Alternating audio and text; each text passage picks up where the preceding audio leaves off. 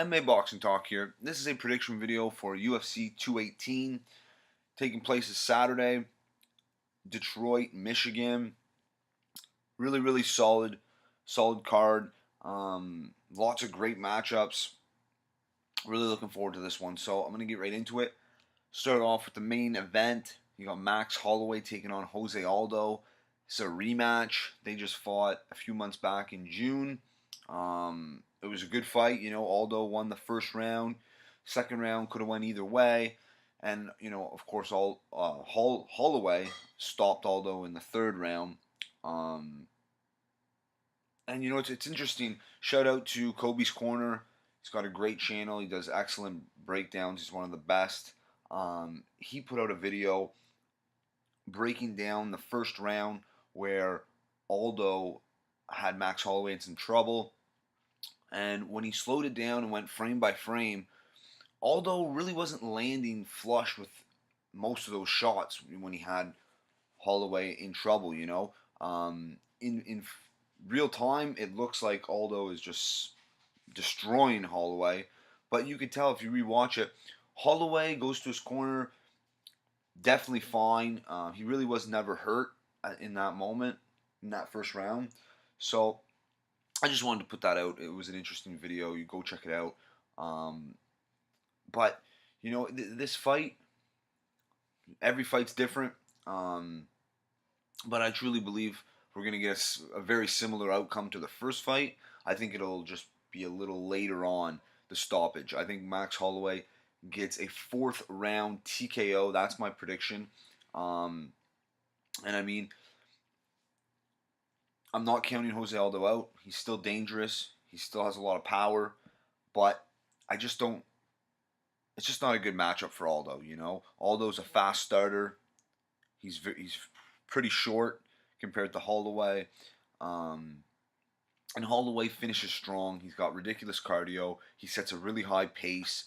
So I just see it being another tough fight for Aldo. Maybe it'll go the distance, but we'll see. We'll see. It's going to be a great fight. The first one was awesome, so looking forward to that. So I got Holloway, fourth round TKO. In the co-main event, we have alistair Overeem taking on Francis Ngannou. This is a very interesting fight. Ngannou came on the scene. His first UFC fight, I believe, was end of 2015. I didn't really know who he was. I was watching that fight live, and just watching him make his walk to the octagon was scary in itself, And he's knocked out everyone since his UFC debut. He stopped all of his opponents in the UFC. So one of the most powerful individuals I've ever witnessed.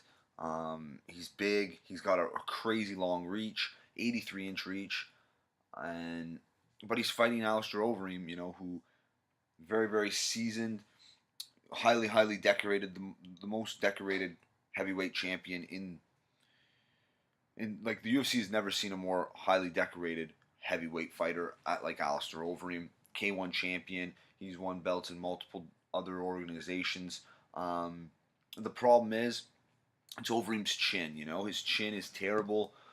He's been knocked out so many times. I think it's at least 10 times he's been knocked out. So it's not a good combination, considering Ngannou is so powerful, and I just don't see Overeem taking his best shots. Overeem is gonna have to be smart, fight at the distance, fight at range. But there's no doubt about it. Overeem can win this fight. He could catch Francis Ngannou. We've never really seen Ngannou's chin be all that tested.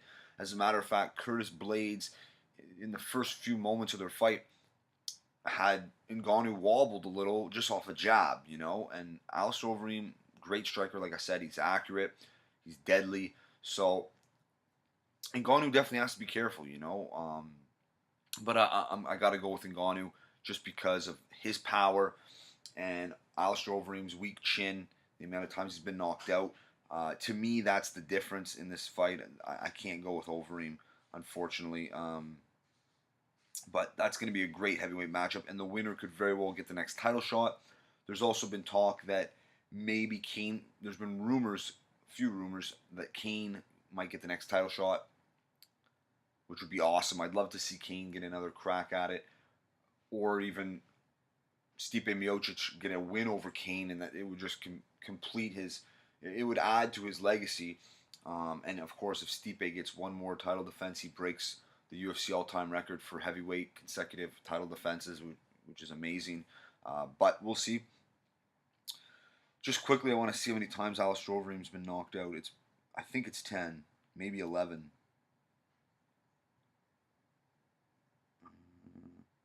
He's been knocked out 10 times, submitted twice. So definitely Francis Ngannou. I'm going to say first or second round knockout. I'll go second round knockout for Ngannou. Then the fight before that, we have Henry Cejudo versus Sergio Pettis. Great matchup. Both guys have looked really good lately, especially their striking. Both guys have seemed to fight in the karate stance in their last fight. I think that's more new for Cejudo than Pettis, but should be a really good matchup. I got to go with Cejudo in this fight. I think obviously he's got more experience against the higher level guys. I thought he won that fight against Benavidez, even though it was a great close fight. And I just see him having more power in his hands. I think his boxing might be a little bit better.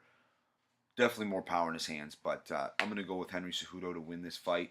He can pull out his grappling skills as well, and possibly, beat Pettis just with his wrestling and grappling. We'll see, but he strikes a lot too, so going to be a good matchup. And then an almost guaranteed slugfest: Justin Gaethje versus Eddie Alvarez. Can't wait for this one. This one's 50-50 in my opinion. A true 50-50 fight. I'm going with Justin Gaethje, I think. I mean, he did get wobbled and hurt against Michael Johnson, and Alvarez might have arguably more power than Johnson. So he definitely could. Alvarez definitely could get him out of there. He could win this fight. But Gaethje, there's something about Gaethje. I don't know what it is, but he just seems very, very tough to beat. So I'm going to go with him. But that's it for this one. If you liked the video, definitely subscribe. Check me out on Twitter at MMABoxingTalk1. That's it for this one. Peace.